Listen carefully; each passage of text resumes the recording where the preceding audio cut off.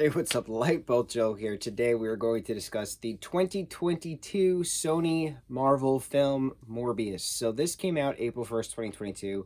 It was supposed to come out like fall 21, but then COVID pushed it back understandably. Then it was supposed to be like February of 22, and then it got pushed again, and we were worried, and we were like, "Oh, this isn't COVID. This is editing stuff now." And then it was like March, and then they just were like, "You know what? April Fools, it's coming out." And we're like, "Oh, okay." So, the character of Dr. Michael Morbius is an awesome character. And many people are not familiar with the Morbius character. My first introduction to the Morbius character was, I don't know, 12 years ago, something like that, with the Spider-Man cartoon on Disney. Drake Bell played the Peter Parker. I can't remember. It was like the Fantastic Spider-Man, the Spectacular Spider-Man, one of those other adverbs, not adverbs, adjectives. One of those, right? And even before that, now that I'm thinking about it, it had to have been a TV show in the 90s. One of the cartoons, we all knew and love. Um, we've seen different iterations of Morbius, but he's not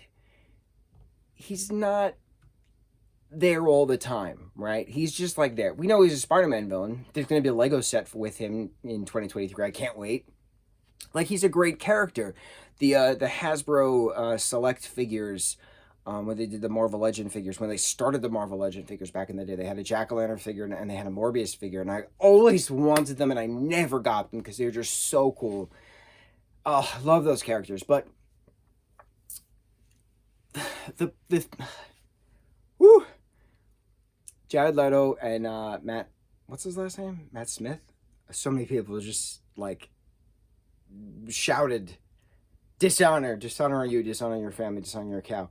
Um, he plays the Doctor in Doctor Who for like 10 years. He's a great actor. And you have Jared Leto playing the character of Dr. Michael Morbius. So the two of them playing best friend, brother characters is nice. It's good to see it. They both are incredible actors. They both are very talented. So it was very believable. We get the true origin story, which is nice to see. You have them as kids growing up sick, having a blood disease. Michael is very smart, and he's sent to a school in New York.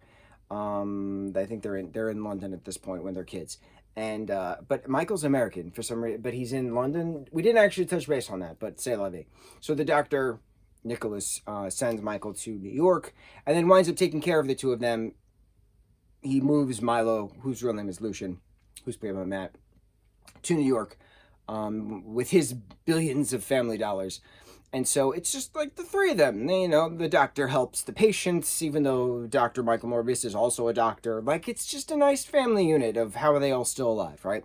So Michael's obsessed with vampire bats in Costa Rica because of certain things where evolutionary, all they do is just drink blood, and they have these certain proteins in the blood, and if you can synthesize the protein, yada yada, science, DNA. My favorite part of this was when he says "I'm Venom" to that one guy in the laboratory. That was hysterical. But when they're doing the experiments, whether it's in the actual lab or whether it's on the cargo ship lab with him and his fellow female doctor, whose name I genuinely don't remember, on the screen it says chimera DNA, and I was like, haha, they used the correct word. Chimera is when you integrate two different genetics into one, two different sets of DNA into one. So like if you get a skin graft, you therefore are a genetic chimera. You have your DNA, but you then now have the DNA of your donor. If you get a kidney transplant, you are a genetic chimera. You have your DNA, but you now have the DNA of your kidney donor. Genetic chimeras. So we know mythological chimeras. The griffin is half lion, half eagle, right? There's a bunch of different types of chimeras. So chimera is within Greek mythology, but even before that, Egyptians, Sumerians, all the cultures have some version of a chimera, which is cool. But to have it in a science aspect, very cool. So that was my favorite part of the entire film, was the actual science word, chimera DNA, when he's mixing Michael Morbius's DNA with vampire bat from Costa Rica DNA. Very interesting. I like the trials, the experimenting, the thinking something failed but it didn't, and going on the cargo ship, integrating the actual serum, becoming this vampire Morbius character, learning about Echo, us seeing Soundwave was very interesting. I will give that special effects nod, because that was pretty neat. But then, Matt's character of Milo wants the serum, and Morbius says no, and Matt says yes, and then Matt winds up taking the serum anyway, and then becomes the monster that Morbius didn't want it to become. And it's monster versus monster, brother versus brother, and then who kills whom in the end. And obviously Morbius lives because it's Morbius and not Milo. And so the hemochromatosis antibody was again, a neat science trick, causing Matt's death, Milo's death. And the female scientist, who's now the girlfriend and also co-vampire doctor, because she was dying and she took his blood, and it was a thing on the rooftop. It was a rooftop thing. But the ending, the post-credit leaves us obviously with the multiverse breaking, because of Spider-Man's but asking Doctor Strange in No Way Home, for everyone who ever knew who Peter Parker was to forget. And the multiverse broke, and then you had the Tobey Spider-Man, you had the Andrew Garfield Spider-Man, and then you had the Tom Holland Spider-Man on the Marvel Cinematic Universe. Beautiful.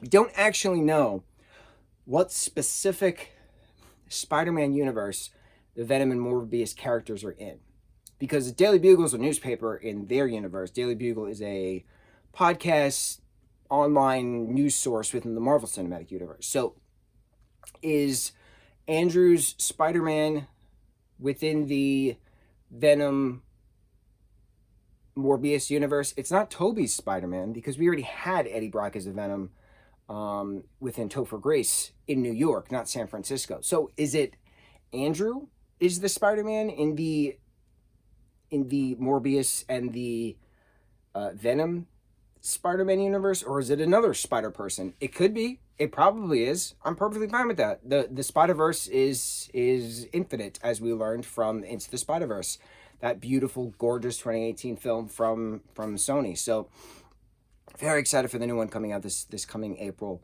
I'm getting off track. But Spider-Man, the point of Spider-Man is that Spider-Man has the best villains, because a lot of the villains are monstrous or super science-based. Yeah, you have your super science-based characters within the Marvel Cinematic Universe, which is a Disney property. But yes, Disney now owns Fox, and that's why that integration is coming into fruition with the Fantastic Four. But Sony still has certain Marvel characters. Most of Marvel's characters that Sony owns are Spider-Man villain anti-hero characters, like we're getting a Kraven the Hunter film from Sony, which is another Spider-Man villain, right? So Spider-Man has the best villains, quote unquote. He has the best antagonists. There we go. I'm very excited for the future films. Now, this one in itself, there we go with talking about everything else except the actual film we watched. It was an hour and 45 minutes long. It should have been an hour and a half. It dragged at certain points. Certain scenes were just stupid, and others were really good. And it had so much potential. Everybody did a great job with the material they were given. I feel like I say this for everything now, but they did. I just wish, and I know what really annoyed me is that, again, if it was shaved 15 minutes, it would have been fine. And you needed a totally different composer, because the music that they put, the score that they put throughout this big blockbuster film was stupid. You had these sound effects that were irrelevant, or you had this big amp up for something that never happened, or when you're doing a jump scare kind of a thing, you're supposed to amp and amp and amp and then the thing, and it just nothing happens. Or I remember a character's getting dragged away by a Morbius as the vampire version, and it was la la la, kind of calm music. It wasn't like the suspenseful I'm being murdered music, right? Like it should have been. There were certain points where I remember another scene. There was a fight on the roof. It was probably the Milo and Morbius fight on the roof. And Morbius is going backwards or something like that, and it was supposed to be very dramatic, but he obviously, he comes back and fights, and we didn't get that in song. You see it, but a lot of time. How do I explain this?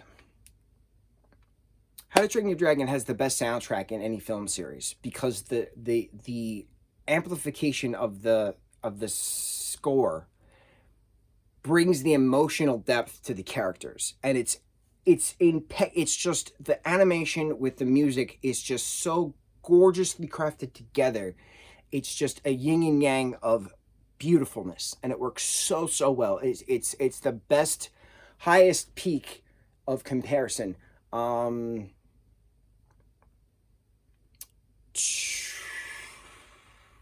Dr. Seuss's how to how to Train Your Dragon. No, How the Grinch Stole Christmas, or The Grinch That Stole Christmas. The 2000, right? How the Grinch Stole Christmas. I'm just trying to. I have a Grinch thing right over there. That's why I'm staring in that direction. 2000s. Ron Howard directed. Jim Carrey as the Grinch. Dr. Seuss's How the Grinch Stole Christmas. That score, mixed with everything that they did, practical effects, makeup, CGI, is just so perfectly well crafted. It's just gorgeous. The plot points, the score, the sound effect, everything works so well. You need music to work well within film, whether it's a small film or a big film. Morbius was supposed to be a big film, and it wasn't, because it was too long for the story we were given. And it's interesting to say that, because we were given starting when he was a kid, and then we just keep jumping, and it's fine for the jump, but it has to be an appropriate jump. And it was an appropriate jump, but certain things were just drawn out that they didn't have to be. It was like reading 2 pages of Why the Sky is Blue, and I hate doing that. I hate authors that do that, and that's what we got in this film. This film was 2 pages of Why the Sky is Blue and Why the Grass is Green. I don't need that. Just 2 sentences. The sky was blue, the grass was green. On to the plot. That's it. This movie didn't do that. So, story had issues, disservice to the character, because the character is an awesome character. And then the music was just painful to listen to, because it was just so irrelevant. There was a lot of things wrong. It's unfortunate. It's very unfortunate. And then at the very end, you have the multiverse breaking, post-credit scenes of Adrian Toomes coming in from the Marvel Cinematic Universe, much like how Tom Hardy and Venom, Eddie Brock and Venom, go into the Marvel Cinematic Universe, and then they kind of switch back. Well, Eddie goes back. We don't know if Adrian Toomes goes back. Adrian Toomes, the last thing we see of him, is teaming up with Morbius and saying, hey, we should get a group together. I think Spider-Man did this. And Morbius doesn't know who Spider-Man is, or does he? Doesn't actually say it. All he says is that it could be fun. Or it could be good. I don't know, man. Missed opportunity. It's because it was pushed so many damn times. So many more months of, let me tweak this, let me tweak that. It didn't need the tweaking. It should have just been chopped at certain points, had a completely different composer, and call it a day. I am very nervous to see what happens now with the Morbius character. I'm nervous to see what happens with the Kraven character, and I love Aaron Taylor Johnson. I love Aaron Taylor Johnson. He bled on me once. True story. Fun fact. I told this story so many times. I used to act when I was younger, and I'm gonna tell the story again when we talk about that. But my brother and I were on a set at a college in Brooklyn, and we were playing high school students at a college in Brooklyn, and we were teenagers, and Aaron was a teenager. Aaron's my age. He's we're 32. Horrifying to think that. So there was a scene, and we were his friends, and we were all running back from the gym to get to the locker room, and we're just talking about parties or whatever, and he's trying to jump over me to get to other friends, and every time he jumped over me, he would brush up against a brick wall, but not knowing he was cutting himself, like gashing his knuckles every time he because he adrenaline, boys, right? So at one point, this kid we were friends with in the shot was dude, you're bleeding, and there's blood on my shoulder, and I'm what? So I checked this. I'm not bleeding, and I'm trying to figure out where the hell is this blood coming from, and then I figured it out. Every time Aaron put his hands to jump over me, blood would come off his knuckles. But how did no one see this on the camera? We had to do this shot 40 times. No joke. It was painful. So I stopped him at one point. I'm dude, you're bleeding on me. And he's oh, I'm sorry, mate. He's British. And it was funny. Good times. The costume lady finally noticed after I stopped him in between takes. And she, gave me another shirt to wear. I don't know what they did with his bloody shirt, which was my shirt, but it was funny. He's a good guy. I wish him nothing but the best. I'm excited for Craven because of him, but I'm nervous for Craven because of what happened with Morbius. So that was the moral of that. Anyway, we've been talking for a long time. Morbius 2022 Sony Marvel Spider-Man film. Yeah. On to the next review. Mucho mahalo.